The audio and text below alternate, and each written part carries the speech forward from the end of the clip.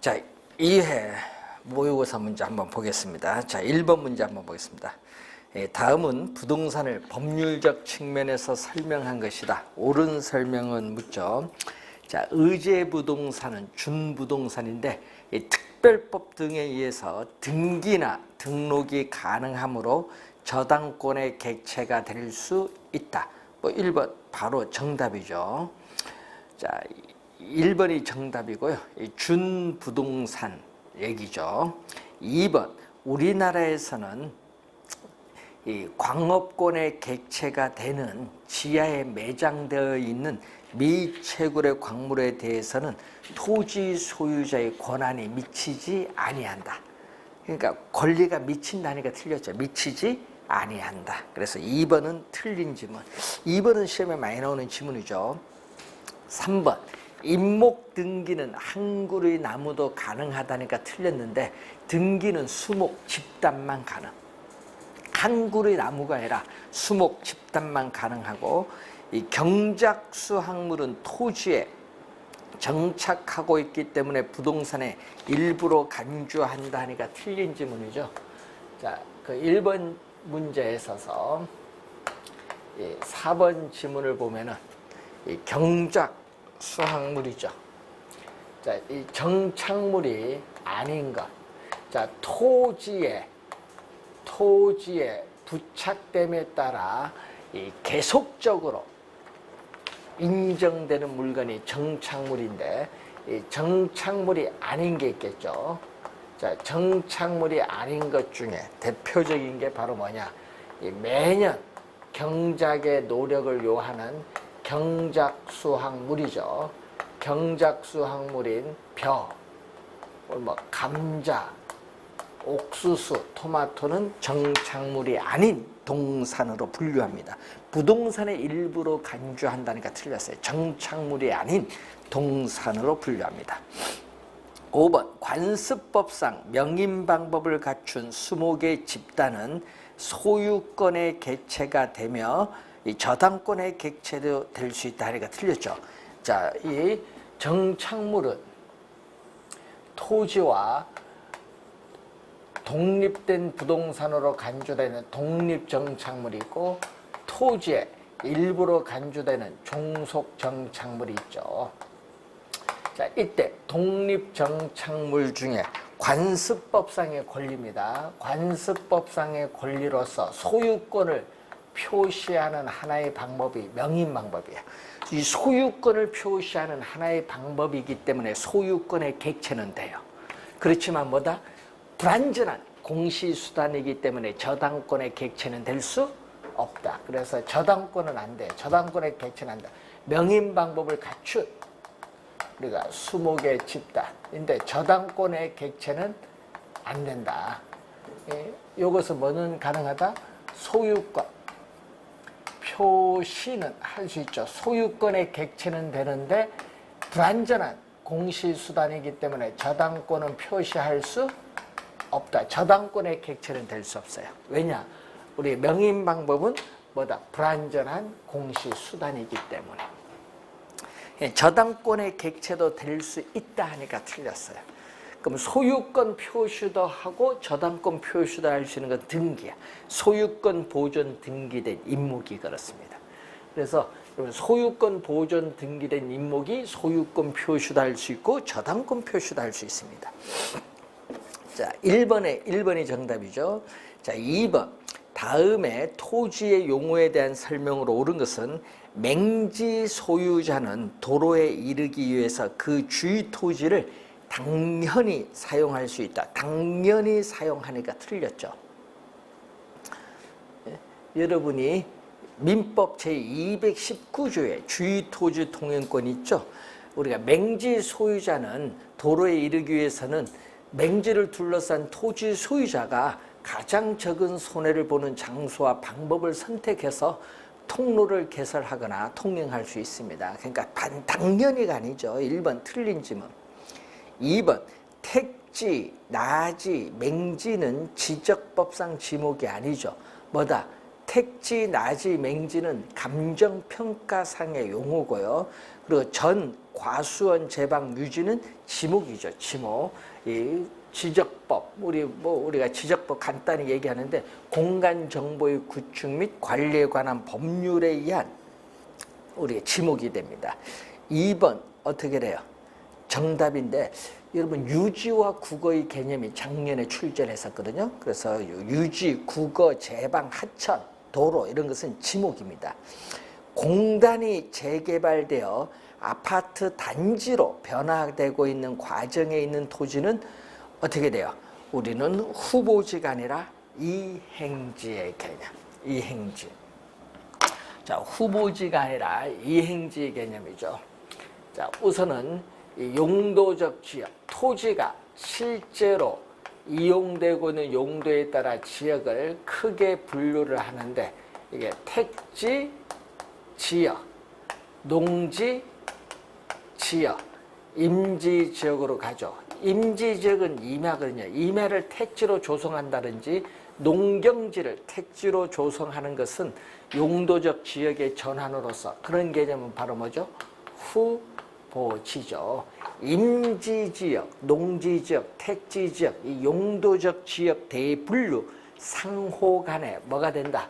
전환 중에 있는 토지를 우리는 후보지인데 문제는 이 택지지역을 더 세분화시켰어요. 그래서 주택지역 또는 주거지역, 상업지역, 공업적으로 이렇게 세분화시켰는데 지금 공업지역이 뭐죠? 공단이죠. 공단이 재개발돼서 뭘로 간다? 우리는 아파트 단지로 간다. 이 주거지역으로 나가죠. 이 택지지역 내 이 소분류 상호 간에 소분류 상호 간에 이행 중에 있는 토지를 우리는 뭐라고 한다? 이행지. 그래서 항상 뭐가 나온다? 내죠. 택지지역 내 이 소분류 상호 간에 이행 중에 있는 토지를 이행지입니다. 그래서 여러분이 3번은요. 이행지 개념. 낮이는 지목이 대로 설정된 토지. 대로 설정된 토지가 아니죠. 낮이는 지목이 뭘 수 있다? 택지잖아요. 낮이는 택지이기 때문에 우리가 지목이 뭐다? 대일 수도 있지. 대로 설정된 토지 하면 안 돼. 주거용, 상업용일 때는 대일 수도 있지만 공업용일 때는 뭐도 된다? 공장, 용지도 되지. 그러면 체육 용지도 되잖아요. 그래서 여러분이 대로 설정된 토지 하면 안 돼요.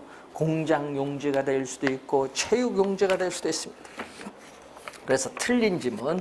자, 바닷가 등에 있는 지반이 절토되어 무너져 내린 토지로서 소유권과 이 사용 실익이 없다. 자, 이것은 뭐죠? 포락지의 개념이죠. 포락지. 그래서 5번은 포락지의 개념. 그래서 이 전답 등이 지반이 절토되어 하천으로 변한 토지죠. 즉 우리가 지적 공부상에 등록된 토지가 물에 침식이 돼서 수면 밑으로 잠긴 토지를 뭐라고 한다? 포락지. 빈지는 바닷가입니다. 자, 빈지는 뭐다? 바닷가. 우리 공유수면 관리 및 매립에 관한 법률에서는 바닷가인데 법적으로는 소유권은 인정되지 않지만은 이용 실익은 있는 토지를 우리는 빈지. 자, 3번 문제로 갑니다. 부동산의 특성에 대한 설명 중 틀린 것은 부동산은 어느 지역의 수요가 급격하게 증가했다고 하더라도 다른 재화처럼 그 지역으로 이동할 수가 없다. 왜냐? 토지는 위치가 고정되어 있다. 부동성에 기인하죠. 1번 맞고 2번 부증성의 특성으로 인해서 부동산 공급 곡선이 완전 비탄력적이죠. 그래서 이렇게 완전 비탄력적인 공급 곡선을 가져요. 자, 완전 비탄력적인 공급 곡선을 갖죠. 공급이 고정되어 있기 때문에 토지 시장에서 균형 가격이 자연스럽게 형성되지 않는다. 그렇기 때문에 감정평가사에서 인위적으로 균형 가격을 구할 필요가 있습니다. 그래서 2번도 맞는데, 자, 완전 비탄력적인 수직선일 때는 공급량이 고정됐거든요. 그럼 가끔 시험에 이것도 나오죠. 토지 공급의 가격 탄력성은 얼마? 수직선일 때는 얼마? 제로. 이것도 알아둬야겠죠. 2번 맞고 3번 토지는 노동이나 생산비를 투입을 하여도 물리적으로 재생산할 수는 없습니다. 물리적인 생산은 불가능하죠. 그래서 부증성 맞는 지문이고 3번 부증성 설명이죠. 4번 토지는 개별성이 강하기 때문에 토지 가격에는 일물 일가의 법칙이 적용되지 않는다. 그래서 뭐죠? 토지 상품은 우리 개별성의 특성으로 인해서 비표준화가 되어 있고 또 개별성이 강하기 때문에 우리는 한 가지 물건에 한 가지 가격이 성립한다는 일물 일가의 법칙이 성립하지 않습니다. 자, 5번 부동산 활동에 대한 장기적 배려는 개별성이 아니라 영속성의 특성이죠. 자, 이 영속성의 특성으로 인해서 토지로부터 얻는 수익은 영속적으로 발생하죠. 영속적으로 발생하기 때문에 부동산 활동 시에 이 장기적인 배려가 필요하다. 장기적인 배려가 필요하다는 내용이죠. 뭐 있죠? 영속성입니다. 5번 정답. 개별성이 아니라 영속성에 대한 내용이죠. 자, 4번 문제로 갑니다. 아래의 그래프는 주택시장에서의 수요 곡선과 공급 곡선이 나타낸다. 이 공급 곡선이 종래의 곡선 X1에서 자, 종래의 곡선 X1에서 뭘로? S2로 가죠. 그럼 X1에서 X2로 가면 공급 곡선이 우측으로 이동합니다. 공급 곡선 자체가 우측으로 이동하는 것을 공급의 증가라고 하죠. 그럼 공급의 증가 요인을 찾아라 얘기죠. 자, 주택 개발 자금의 금리가 인상되면요, 생산자 입장에서 수익성, 이자 부담이 높아서 수익성이 악화돼요. 그래서 공급의 감소. 1번은 공급의 감소. 2번 주택 공급자의 숫자가 감소되었다. 그러면 이전보다 공급량이 줄어들죠. 공급의 감소. 자, 그리고 3번에 주택 가격이 인하되었다. 이 말이겠죠. 자, 여러분 주택 가격이 인하되면 어떻게 돼요? 자, 공급 곡선이 주어졌는데 이렇게 공급 곡선이 주어졌는데 주택 가격이 인하가 되면 그러면은 인하가 되면은 어떻게 돼요? 수익성이 악화되죠. 그래서 공급량을 줄인데 문제는 이 주택 가격이 인하가 되면은 A점이 이렇게 B점으로 이동해요. 공급 곡선 상에서 이동해. 주택 가격이 우리가 나오면은 공급 곡선 상에서 이동한다. 자, 주택 가격이 우리가 인하가 되면은 이렇게 주택 공급 곡선 상에서 이동하는 무슨 변화? 공급량의 변화입니다. 공급의 변화가 아니죠. 이거는 공급량의 변화. 그래서 3번도 틀렸고 5번 주택 수요자에 대한 보유세가 뭐가 됐다? 중과가 됐다. 자, 보유세가 중과되면은 수요가 세금 부담이 높기 때문에 수요가 감소돼요. 자, 5번 정답인데 주택 공급에 대한 보조금이 지급을 됐다. 자, 여러분 보조금이 지급하면 어떻게 돼요? 자, 보조금이 지급하면은 이 보조금 금액만큼 생산비가 어떻게 돼요? 하락을 하기 때문에 이전보다 공급량은 더 많아지죠. 이전보다 공급량은 더 많아져서 공급이 증가를 합니다. 그래서 5번 정답이죠. 자, 5번 문제로 갑니다. 현재 임대주택의 수요 함수와 공급 함수가 주어졌다. 자, 수요 함수, 여러분 이해를 돕기 위해서 그림을 한번 그려보면 수요 함수는 QD. 자, 수요 함수인 QD는 1000 마이너스 2P로 주어졌고 공급 함수 QS는 200 플러스 EP로 주어졌다. 자, 이때 소득의 증가로 인해서 수요의 증가의 결과 수요 곡선은 이동을 하는데 얼마로 이동했다? QD는 1400 마이너스 2P로 이동했다면, 예?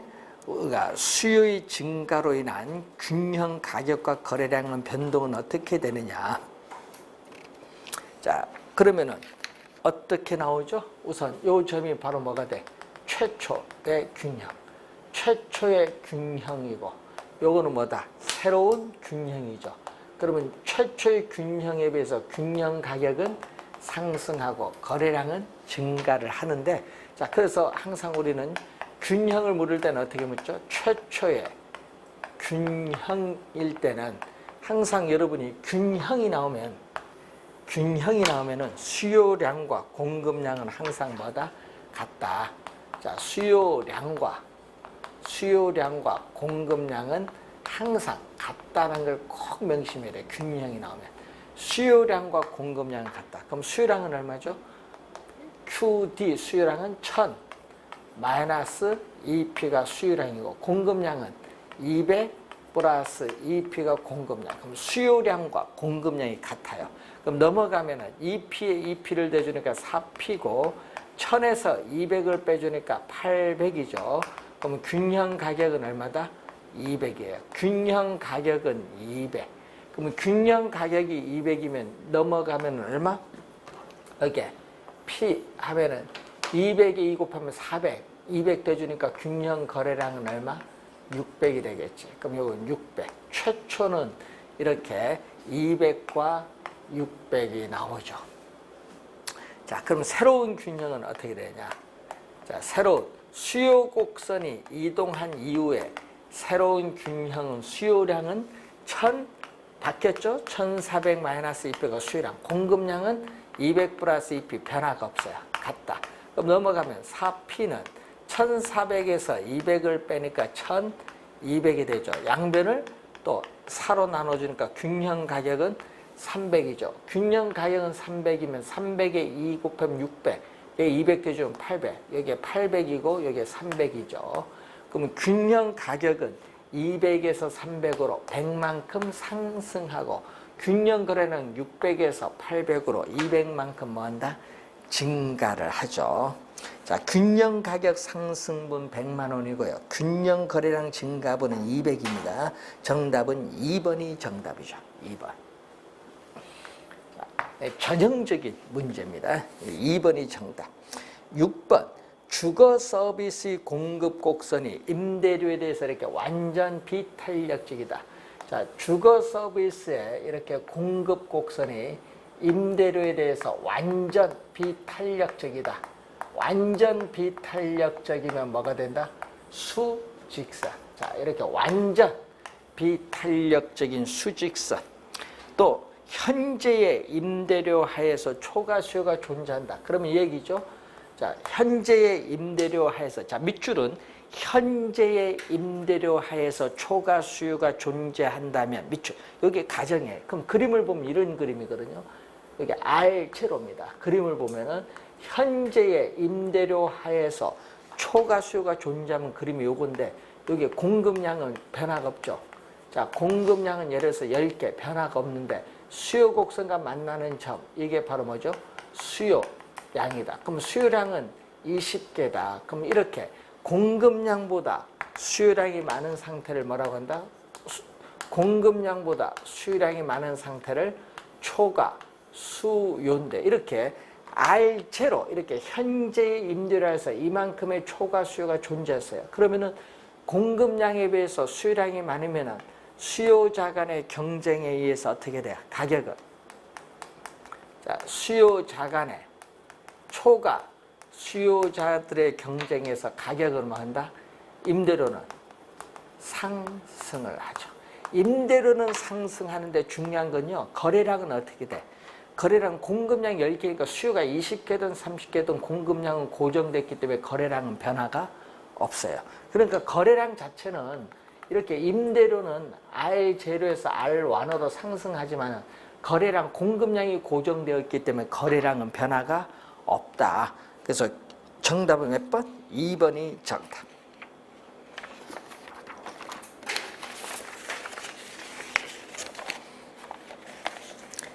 1번 답하면 안 되죠.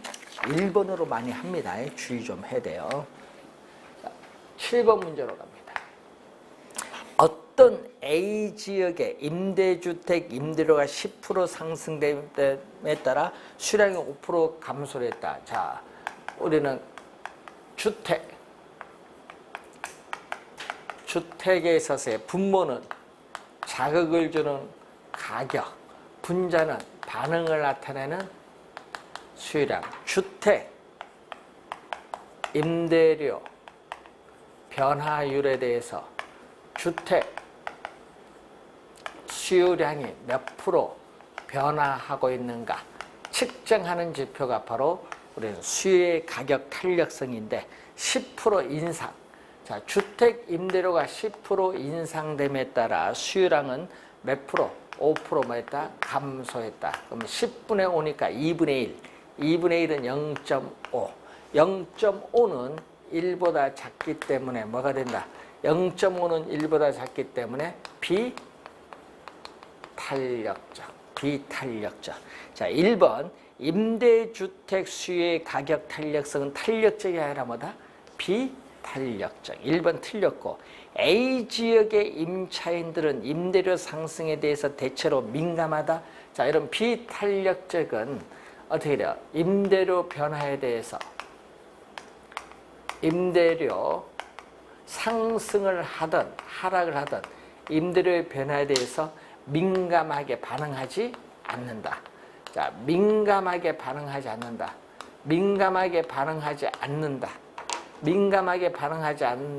이게 비탄력적. 또 대체재가 비탄력적은 탄력적인 상품에 비해서 대체재가 또 비교적 적다. 대체재가 비교적 적다. 탄력적. 이 두 가지를 기억을 잘 해두셔야 돼요. 비탄력적은.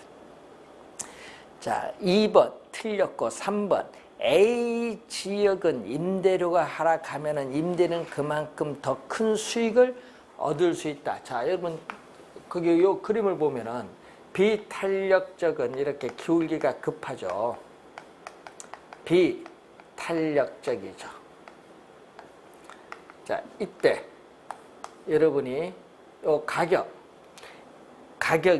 임대료가 하락을 하면 어떻게 돼요? 자, 이렇게 이 가격과 요 수요량을 곱한 요 면적이 총수입이야. 총수입. 그러면 지금 총수입이 요거거든요. 지금 총수입이 이만큼의 총수입인데 가격이 하락한다. 가격이 이렇게 대폭 하락을 하더라도 수요량 증가폭은 미미해. 왜? 비탄력적이니까. 그러면은 이 가격과 수요량 곱한 이 면적이 총수입인데, 그럼 이 노란 면적은 빨간 면적에 비해서 훨씬 줄어들거든요. 그래서 가격이 하락을 하면은 우리는 임대업자의 총수입은 뭐 한다? 우리는 감소해요. 자, 가격이 하락하면은 임대는 그만큼 더 큰 수익을 획득한다 하니까 틀죠. 수익이 줄어듭니다. 그래서 또 A적 임대는 이렇게 가격이 오르면 어떻게 돼? 가격이 오르면 또 수요량 감소폭이 줄어들기 때문에 총수입은 증가합니다. 4번이 정답. A 지역은 임대주택에 대한 대체재가 비교적 많은 편 하니까 틀렸죠. 비교적보다 적은 편. 비교적 적다. 4번 정답이 되겠습니다. 8번 문제로 갑니다.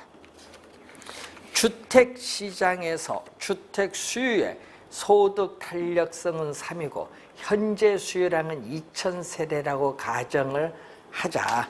자, 다른 요인의 변화가 없는 상태에서 주택 수요자들의 소득이 현재 연 5천만 원에서 연 6천만 원으로 상승한다면 주택 수요량은 몇 세대나 증가할 거냐. 자, 몇 세대나 박스. 몇 세대나 여기 키워드죠. 자, 단 탄력성 계산에서 기준 소득과 기준 수요량은 최초의 값으로 한다. 자, 탄력성이죠. 자, 우선은 소득이죠. 분모는 자극을 주는 소득, 분자는 반응을 나타내는 이 수요량입니다. 자, 이 소득의 변화율, 자, 소득의 변화율에 대한 이 주택 수요량의 변화율. 근데 지금 문제는 퍼센티지가 안 주어졌거든요. 그럼 뭘로 가야 된다? 요걸로 가야겠지. 자, 기준이 되는 원래의 소득에서 소득이 얼마만큼 변동했느냐. 기준이 되는 원래의 수량에서 수량이 얼마만큼 변동했느냐. 자, 요 변동분이 주어졌잖아요. 그럼 소득이 얼마? 연 5천만 원에서 6천만 원으로 뭐 했다? 6천만 원으로 상승했으니까 플러스 얼마? 1,000만 원. 변동분은 플러스 1,000만 원. 수요량은 어떻게 돼요? 2,000세대. 자, 2,000세대인데 변동분은 모르겠다. 델타 Q인데 얼마다? 소득 탄력성은 3. 자, 그럼 요거 얼마죠? 약분하니까 5분의 1이죠. 자, 내항이곱 얼마? 2,000. 내항이곱은 2,000. 자, 외항이곱 5 곱하기 델타 Q는 얼마? 3. 자, 약분하니까 400. 양변에 400을 곱해주니까 델타 Q는 1200이죠. 자, 그래서 지금 2000세대가 변동분이 1000이면 얼마? 3200세대로 우리는 증가하겠죠. 만약 시험 문제 몇 세대로 이 노가 나오면요. 몇 세대로 하면은 3200이 답인데 지금 문제에서 뭐를 물었다? 몇 세대나 아까 메모 씌웠죠? 몇 세대나 이걸로 물었거든요. 몇 세대나 나로 물었거든요. 그럼 답은 몇? 1200이 정답. 그래서 1200이 정답.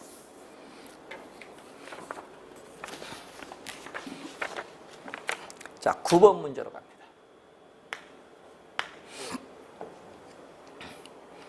부동산 경기 변동에 관한 설명으로 틀린 것은 부동산 경기는 주기의 순환 국면이 일정하지 않은 경향이 있다. 이 불분명하고 뚜렷하지 않습니다. 맞는 질문. 부동산 경기는 일반 경기보다 후행하기도 하며 때로는 선행하기도 한다. 2번 맞고 3번 상향시장 국면에서 부동산 매매 시에 매도자는 가격이 오르기 때문에 거래의 성립 시기를 뒤로 미루려고 하고 매수자는 거래의 성립 시기를 앞당기려고 하는 경향이 있다. 그래서 무슨 국면이죠? 우리는 매도자가 중시되는 시장이죠. 그래서 이 상향 시장 회복은 가격이 뭐다? 오르기 때문에 부동산 중개 전문 활동 입장에서 뭐가 중시된다? 매도자가 중시되는 시장이 형성이 되죠. 자, 4번 후퇴시장 국면은 전반적인 부동산 활동이 뭐한다? 침체되기 시작을 하고 추가적인 침체가 가속화될 가능성이 많은 시장이 후퇴시장. 맞는 지문입니다. 순환적 변동 이외에 다른 형태의 경기 변동으로 계절적 변동, 장기적 변동, 무작위적 변동이 있으며 이 중 지진, 홍수, 혁명, 파업 등이 원인이 된 건 계절적 변동이 아니죠. 계절적 변동이 아니라 무슨 변동? 무작위적 변동. 5번이 정답이죠. 무작위적. 무작위적 변동을 불규칙,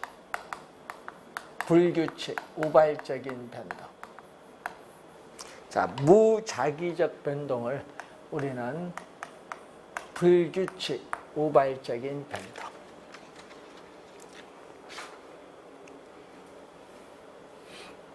뭐죠? 우리는 예기치 못한 사태.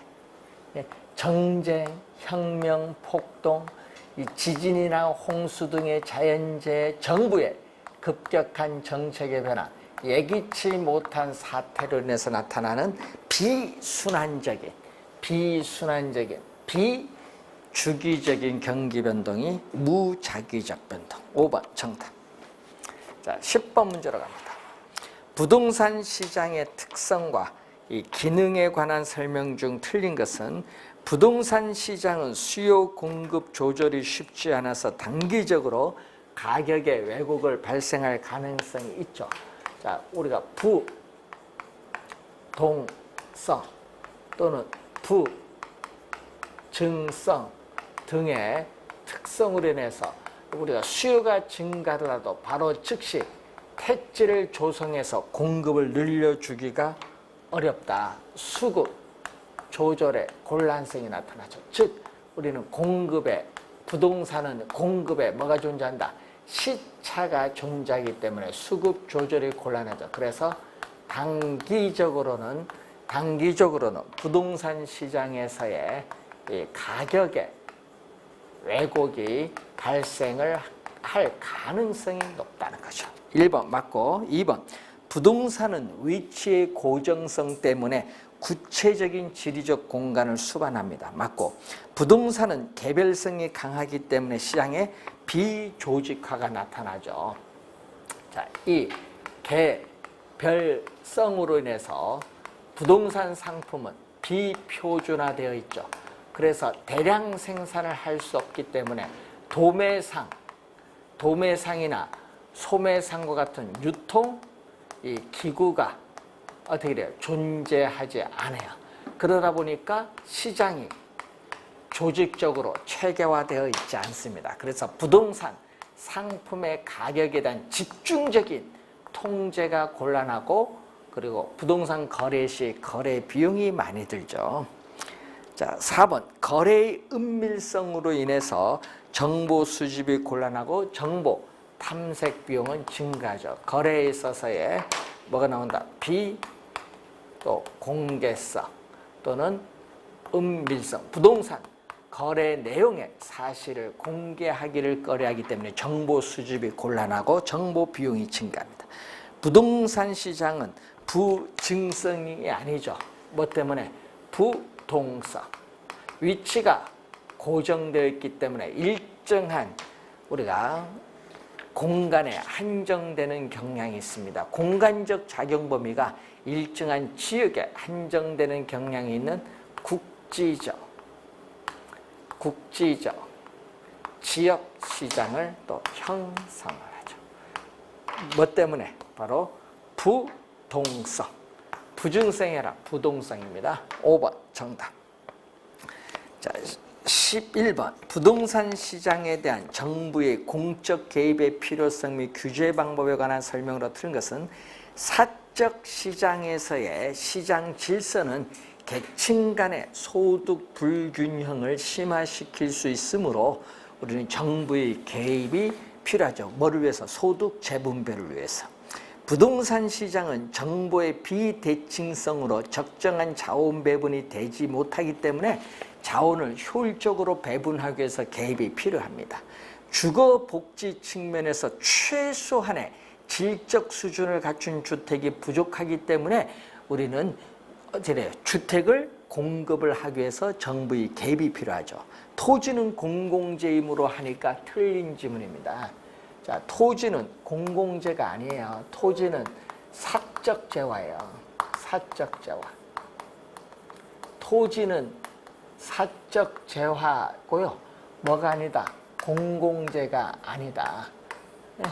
토지는 사적 재화고, 토지는 부증성의 특성에서 면적이 유한하다 보니까 공공재적인 성격을 갖추죠. 네. 공공재적인 성격을 가진 재화지 공공재라고 안 합니다. 공공재적인 성격을 가진 재화죠. 대표적으로 예를 들면 뭐다? 산림 같은 거. 이 공공재적인 성격을 가진 재화지 사적 재화입니다. 공공재가 아닙니다. 4번 정답. 5번 공원 등과 같은 공공재인 경우에는 과소. 자, 공공재인 경우는 어떻게 돼요? 민간 시장 기구에 생산을 맡기게 되면은 수익자 부담의 원칙에 따라 비용을 지불해야겠죠. 그래서 어떻게 됩니까? 우리는 공공재에 대한 수요, 선호를 밖으로 표시를 하지 않기 때문에 과소 생산되는 경향이다. 사회적으로 필요한 양만큼 생산하지 못하고 어떻게 돼요? 과소 생산되는 경향이다. 과소가 포인트죠. 맞는 질문. 4번 정답입니다. 12번 토지 정책 수단에 관한 내용 중 옳은 것은 개발권 양도 제도를 통해서 자원 보전이라는 사회 목적 실현의 비용은 전부 보전지역 소유자가 부담한다. 보전지역이 아니라 누가 부담하죠? 개발 지역이죠. 자, 개발이 가능한 지역과 보전 지역이 있으면은 이 보전 지역의 토지 소유자, 자, 보전 지역의 토지 소유자는 개발 제한에 따르는 의도하지 않은 개발 제한에 따르는 의도하지 않은 우발적인 손실을 입게 되게 했고 개발 지역의 토지 소유자는 또 우발적인 뭐를 이익을 얻게 되겠죠. 자, 그래서 이 보전 지역의 토지 소유자로부터 소유권과 개발권을 우리가 분리하는데 이 개발권은 보전 지역에서는 개발을 못해요. 그렇기 때문에 이 개발권을 시장 기구를 통해서 누구에게 개발 지역의 법정 허용 용적률 이상 개발을 원하는 토지 소유자에게 매각함으로써 우발적인 손실에 대한 보상을 받는 제도가 바로 TDR이죠. 그러니까 보전 지역의 토지 자원 보전을 우리 비용은 누가? 개발 지역 개발권을 매입을 하는 개발 지역 토지 소유자가 부담합니다. 보전 지역이 아니죠. 1번 틀린 질문. 2번 오늘날 선진국에서는 TDR 제도의 문제점을 보완하기 위해서 이걸 실시하고 있다니까 또 틀린 질문이죠. 자, 개발권을 미리 매입을 하는 제도, 선매, 미리 매입을 하는 제도고 또 개발권을 국가에 귀속을 또 시켜서 개발권을 국가에 귀속시켜서 개발을 원하는 시기에 허가를 받도록 하는 그러한 제도죠. 자, 개발권, 선매 제도, 허가 제도의 단점, 즉 뭐죠? 개발권을 국가가 미리 매입이나 귀속시키는데 비용을 국가가 부담하는데 그 단점을 보완해요. 그럼 TDR은 누가? TDR은 국가나 지방자치단체 같은 공공이 부담하는 것이 아니라 개발지역 토지 소유자인 사적 주체가 손실에 대한 보상을 해줘요. 그래서 이 단점을 보완해서 나타난 게 바로 TDR이에요. 그래서 2번도 틀린 질문. 3번 부동산에 대한 부담금 제도나 보조금 제도는 정부에 있어서의 부동산 시장에 대한 직접 개입이 아니라 간접 개입입니다. 간접 개입. 그래서 우선 또 틀린 질문이죠. 부담금인데 정부의 부동산 시장의 개입 방법은 직접과 간접이 있는데 정부가 부동산 시장에 직접 개입을 해서 수요자와 공급자의 역할을 적극적으로 수행하는 것은 공영개발이라든지 공공임대 보유제, 토지 수용이라든지 토지 비축제도 이런 것은 대표적인 건데, 자, 간접 개입은 시장 기구의 틀, 골격을 유지하면서 시장의 기능을 통해서 소기에 정책 효과를 달성하는 거죠. 취득세, 그리고 재산세, 종합부동산세, 양도소득세 같은 세금을 우리가 부과하거나 보조금, 임대료에 대한 보조금을 지급을 한다든지 개발이익 환수에 관한 법률에서 개발 부담금을 부과한다든지 또는 어떻게 돼요? 재건축 부담금을 부과한다든지 하여튼 이 부담금을 부과하는 것, 간접 개입이죠. 그리고 행정상 지원을 해준다든지 금융상 지원, 정부가 금융기관을 통해서 지원하거나 규제하는 대표적으로 LTV와 DTI 요즘 많이 나오죠. 간접기업입니다. 3번 정답. 3번 틀린 질문. 정답이 아니라 틀린 질문. 4번 서구 선진국들은 공공부문이 토지를 미리 매입을 할 수 있는 권리인 선매권 등을 행사하여 국공유지 확대를 꾀하고 있으며 이를 토대로 공공시설의 정비, 공공주택 공급, 계획적인 도시 환경 조성 등을 도모하고 있다. 자, 12번 문제는 4번이 정답. 아무런 하자가 없습니다. 5번 공공이 현재 필요한 개발된 토지, 개발된 토지가 아니라 미개발된 토지. 예? 어떻게 돼요? 현재가 아니죠. 미래를 위해서. 그래서 토지, 또 비축제도. 자, 이 토지 비축제도의 개념, 토지은행제도의 개념은 현재가 아니라 현재 필요한 개발된 토지가 아니라 뭐죠? 미래의 용도를 위해서. 그러니까 현재 필요한 게 아니라 미래의 용도를 위해서 뭐를 미개발된 토지야. 미개발된 토지. 미래의 용도를 위해서 미개발된 토지를 저렴한 가격으로 대량으로 매입을 해요.